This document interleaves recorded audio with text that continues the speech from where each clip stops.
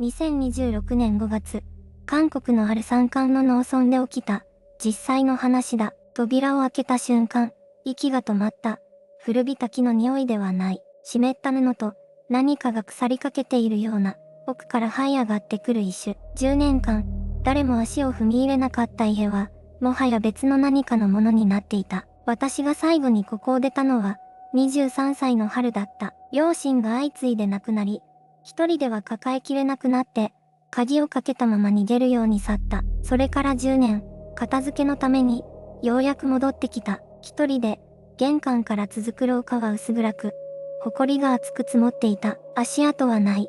当然だ。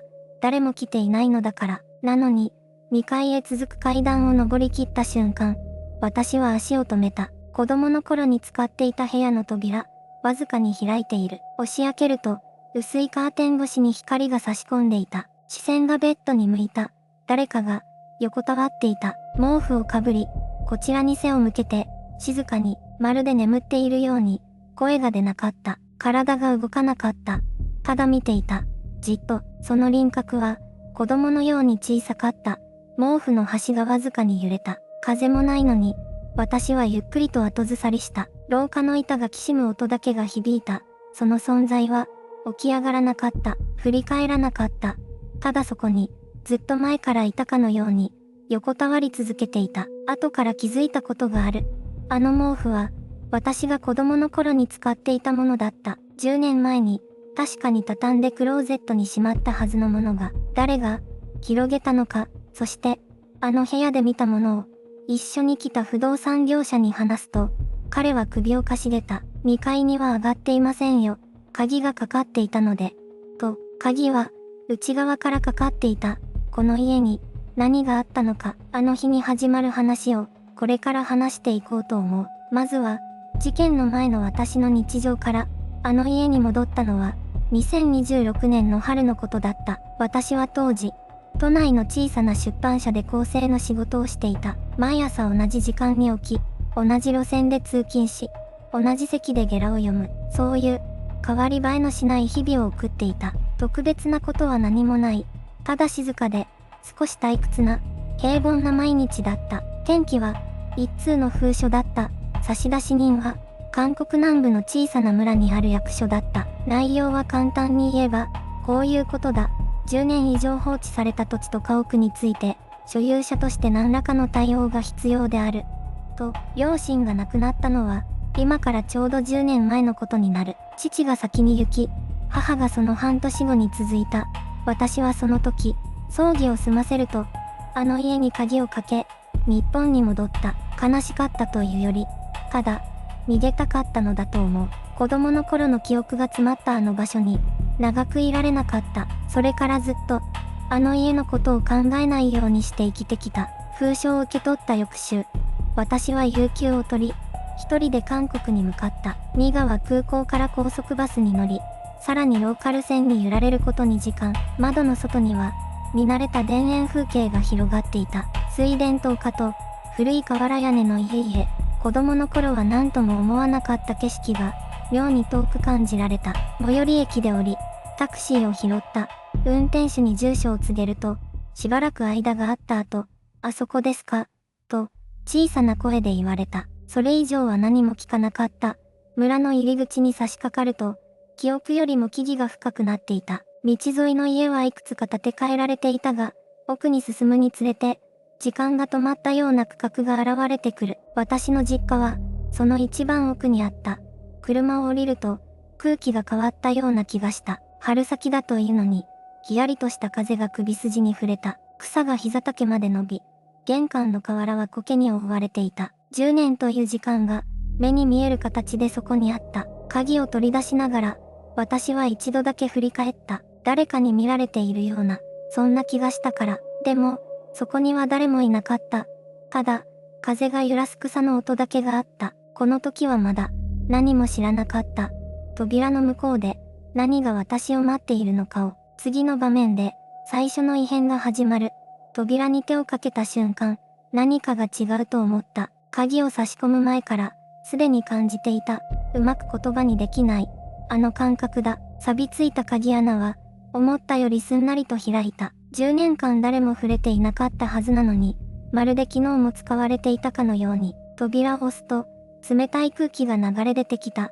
5月の昼間だというのに、その冷気は真冬のものだった。家の中に閉じ込められた時間が、一気に外へ逃げ出してくるようだった。次に気づいたのは、匂いだった。古い木材の腐った匂い、湿った土の匂い。それは想定の範囲内だった。10年間放置された家なのだから。でも、それだけではなかった。その奥に、何か別のものが混じっていた。甘ったるい。どこか生き物を思わせるような匂い。表現しにくいのだが、確かに鼻の奥に引っかかった。私はそれを、カビかもしれないと思うことにした。玄関の叩きに足を踏み入れると、床板がきしんだ。一歩、また一歩。その音が、静まり返った家の中に響いた。カーテンは閉め切られていた。わずかに差し込む光の中で、埃が舞っているのが見えた。リビングの様子を確認しようと、廊下を進んだ。その時だった。2階から、音がした。かすかな音だった。聞き間違いかと思うくらい、本当にかすかな音だった。何かが、きしむような音、重さがかかるような音。私は立ち止まった。息を殺して、耳を澄ませた。しかし、それきり何も聞こえなかった。古い家だ。木材が膨張して音を立てることはある。私はそう自分に言い聞かせた。でも、足が動かなかった。廊下の先が、やけに暗く見えた。昼間なのに、光が届いていないような暗さだった。もう一度、2階に目をやった。階段の上は、見えなかった。ただ、空気が違った。下の階よりも、明らかに冷たかった。そして、その匂いが、2階の方向から流れてきていることに、この時ようやく気づいた。私はゆっくりと深呼吸をした。気のせいだ。そう思いたかった。でも、体はすでに知っていたのかもしれない。2階に何かがいることを。いや、誰かがいることを。次の場面で、私は確かにそれを見た。階段に、足をかけた。1段目、きしむ音がした。古い木材が、私の体重を受けて、ゆっくりと悲鳴を上げるような音だった。2段目、また鳴った。この家の音を、私はよく覚えていた。子供の頃、夜中にこっそり台所へ行くたびに、この音に怯えたものだった。でも今日の音は、記憶の中の音と、どこか違った。もっと重く、もっと湿っていた。3段目、4段目、上に近づくほど、冷気が濃くなっていった。真冬ではない。季節はとっくに春に変わっていた。なのに、なぜか呼吸が白くなりそうなほど、空気が冷たかった。匂いも強くなっていた。土の匂いではなかった。もっと違う何かだった。古い布が長い時間をかけて腐っていくような、そういう種類の匂いだった。廊下に出た。右側に、部屋が3つある。一番奥が、私の子供の頃の部屋だった。ドアは、半分開いていた。確かに覚えている。1階から見上げたとき、そのドアは閉まっていた。私は確かに、閉まっているのを確認した。なのに今、開いている。足が止まった。体が、動かなかった。進もうとする気持ちと、逃げようとする本能が、ちょうど半分ずつ私の中にあって、どちらも勝てなかった。1秒、2秒、3秒、静かだった。音がなかった。風もなかった。廊下の窓は、全部閉まっていた。なのにドアが開いている理由が、どうしても思い浮かばなかった。私はゆっくりと、一歩を踏み出した。廊下の床も鳴った。でも今度は、その音すら遠くに感じた。頭の中の何かが、余分な感覚を全部遮断しようとしているようだった。ドアの前に立った。隙間から、部屋の中が見えた。カーテンは閉まっていた。薄暗かった。でも、見えた。確かに、見えた。子供の頃に使っていた小さなベッド。そこに、何かがあった。誰かが、横たわっていた。人の形をしていた。動いていなかった。ただ、そこにいた。まるでずっとそこにいたかのように、当たり前のように、静かに、横たわっていた。体が石になったような感覚がした。声が出なかった。足も動かなかった。私はただ、その場に立ち尽くしていた。次の瞬間、それはゆっくりと、こちらを向いた。それは、こちらを向いた。ゆっくりと、とても、ゆっくりと、まるで、長い眠りから目を覚ますように、私の視線が、その顔に届いた瞬間、時間が止まったような感覚があった。顔があった。輪郭があった。目があった。暗い部屋の中で、それははっきりと、私の方を見ていた。逃げなければ、と思った。でも足が動かなかった。体中の筋肉が、命令を忘れたかのように、何も反応しなかった。ただ、見つめ合っていた。どれくらいの時間が経ったのか、わからない。数秒だったかもしれない。数分だったかもしれない。その顔には、表情があった。怒りでも、悲しみでも、なかった。何かを、待っているような顔だった。ずっと、待ち続けていたような顔だった。その目は、私をまっすぐに見ていた。ぼんやりとではなく、はっきりと、ピントが合っているように、私という存在を、正確に捉えているように、そして、それは口を開いた。声が、した。小さな声だった。かすれていた。でも確かに、聞こえた。私の名前だった。下の名前を、呼ばれた。幼い頃に家族だけが使っていた。あの呼び方で、背筋が凍りついた。喉が締め付けられた。息ができなかった。なぜ、知っている。この家に、私が来ることを知っていたのか。それとも、ずっと前から、ここで私を待っていたのか。頭の中で、いくつもの疑問が同時に湧き上がった。でも声に出せなかった。何も言えなかった。もう一度、名前を呼ばれた。今度は、少し強く、まるで、返事を求めているように、私は、震えながら、一歩だけ後ろに下がった。それでも、それは起き上がる音はしなかった。ベッドの上に横たわったまま、ただ私を見ていた。名前を知っていた。この家の、私の部屋を知っていた。私のベッドで、私を待っていた。それが何であるのか、私にはまだわからなかった。でも一つだけ、確かなことがあった。それは私のことを知っている。そして、この家が、もうただの空き家ではなくなったことも、その夜から、すべてが変わった。その夜から、私の日常は静かに壊れ始めた。家に帰っても、あの目が頭から離れなかった。ベッドに横たわったまま、こちらを見ていたあれが、名前を呼んでいたあれが、まるで最初からそこにいたかのように、当然のような顔で、眠れない夜が続いた。目を閉じると、あの部屋が浮かぶ。薄暗い天井、黄ばんだカーテン、そして、私のベッドに沈み込むように横たわる。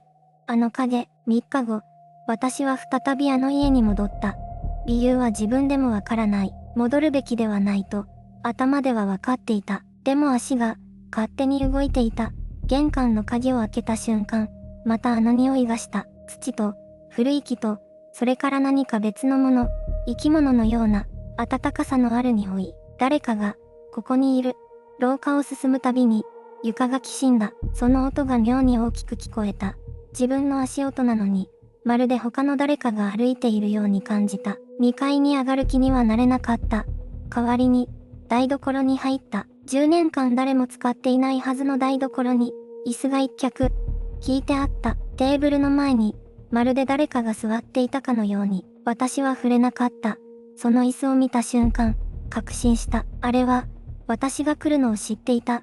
ここで待っていた。ずっと前から、夕方近くになって、外が暗くなりかけた時、2階から音がした。足音ではない。もっと重い。引きずるような音だった。私は動けなかった。声も出なかった。ただ天井を見上げて、その音が止むのを待った。やがて、音は止んだ。しかしそれよりも怖かったのは、止んだ後の沈黙だった。何かがそこにいて、私の気配を感じて、息を潜めているような、そんな気配が、静寂の中に満ちていた。私は一人じゃない。この家に来るたびに、そう思わされる。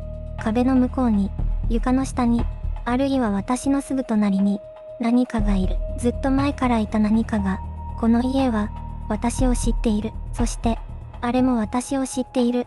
次に来た時、私はついにその正体と向き合うことになる。それは、静寂の中から始まった。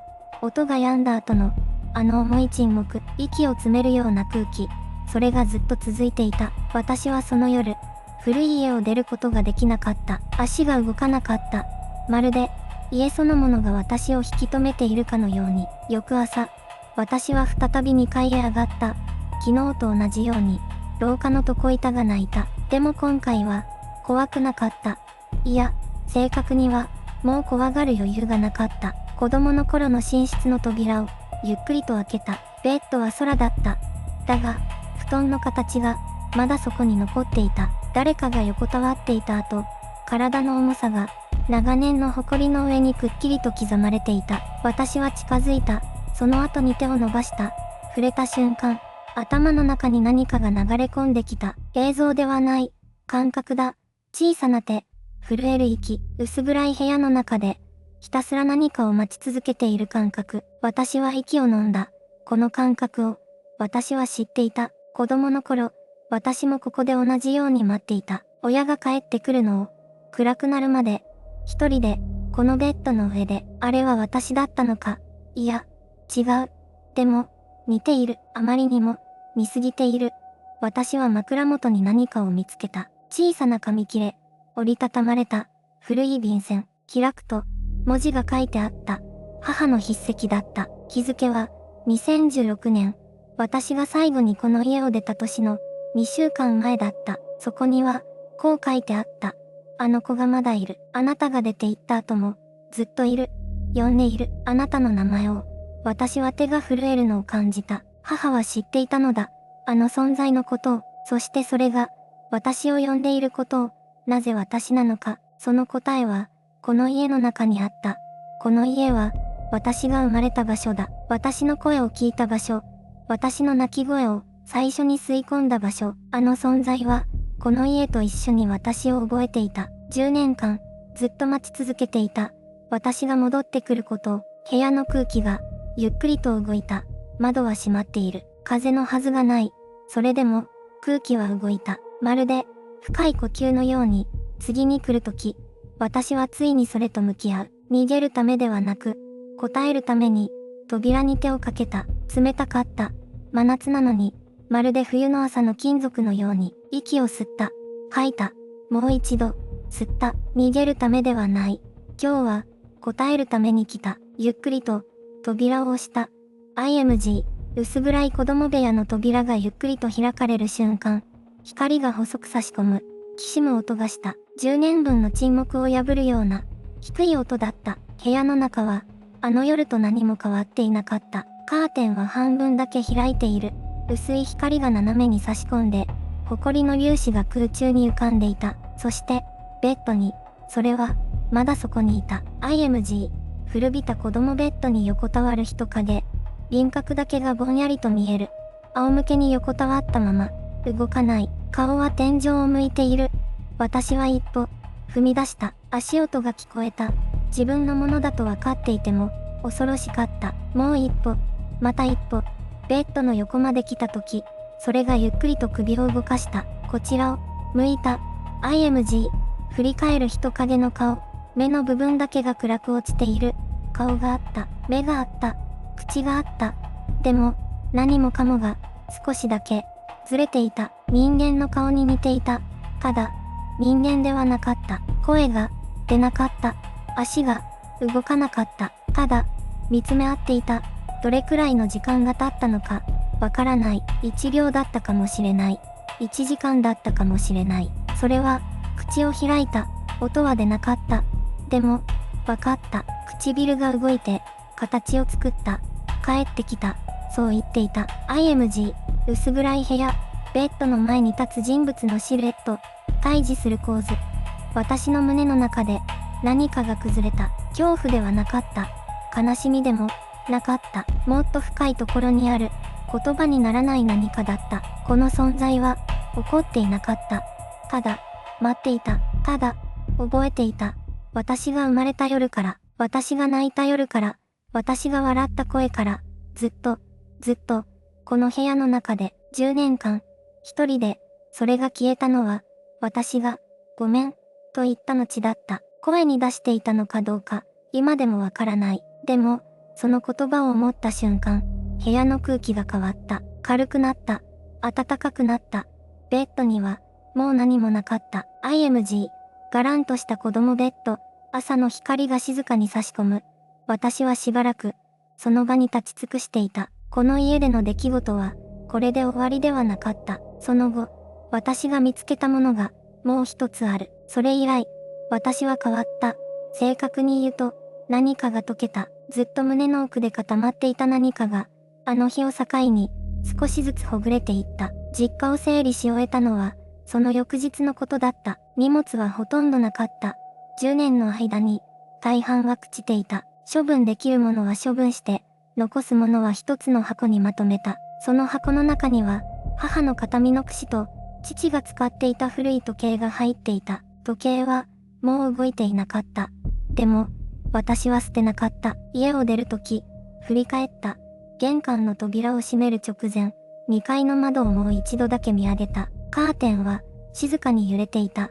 風のせいだったと思う。でも、そう思いたかっただけかもしれない。車に乗り込んで、エンジンをかけた。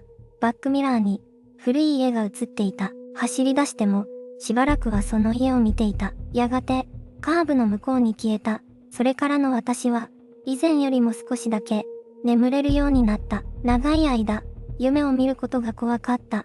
眠るたびに、あの部屋が出てきた。暗い天井、きしむ床、そして、ベッドに横たわる何か。でも、あの夜を境に、その夢は来なくなった。代わりに見るのは、子供の頃の記憶だ。母が台所に立っている。父が縁側で新聞を読んでいる。私はその間を走り回っている。ただ、それだけの夢だ。何も怖くない。何も起きない。ただ、懐かしい。目が覚めると、胸が少し痛い。でも、その痛みは以前とは違う。悲しみではなく、温かさに似た何かだ。あの家は、今もあの場所に立っている。誰も住んでいない。売ることも、壊すことも、まだできていない。もしかしたら、ずっとそのままかもしれない。それでいい気がしている。あの家は、私が戻るまで、ずっと待っていてくれた。そして、あの部屋のものも、ずっとそこにいた。怒っていたのかどうか、今でもわからない。ただ、私が、ごめん、と思った瞬間に、消えた。それだけは確かだ。この話には、もう一つだけ続きがある。あの家を出る前に、私が見つけたもの、それは、床板の下に隠されていた。床板の下に、あったのは、一冊の古いノートだった。表紙は湿気でふやけ、ページは黄ばんでいた。でも、文字は残っていた。母の字だった。私が小学校に入った年から、毎年、書き続けていたらしい。今日、あの子が初めて自転車に乗れた。泣いていたけど、言わなかった。元気でいてくれれば、それでいい。そんな言葉が、細い筆跡で、静かに並んでいた。最後のページには、日付が入っていた。2015年。秋、両親が亡くなる。少し前のことだ。そこにはこう書かれていた。この家はいつかあの子が帰ってくるまで、待ち続けるだろう。読んだとき、声が出なかった。泣くことも、できなかった。ただ、胸の奥が、静かに、重くなった。あの部屋で感じた気配のことを、思い出した。怒っていたわけじゃない。と今は思う。ただ、待っていたのだ。ずっと、誰かが戻ってくることを、私が、ごめん、と思った瞬間に、消えたのは、もしかしたら、それでよかったから、なのかもしれない。あの家はもう解体された。ノートは今も、手元にある。時々、夜中に目が覚めることがある。理由はわからない。ただ、あの家の空気が、ふと、鼻の奥に戻ってくる。湿った木の匂い。古い畳の感触。そして、誰かがそこにいるような、静かな、重さ。怖いとは思わない。もう、怖くはない。ただ、あの場所が、確かにあったことを、忘れてほしくないと言われている気がする。あなたもきっと、どこかに持っているはずだ。誰にも話せないまま、ずっと待ち続けている場所。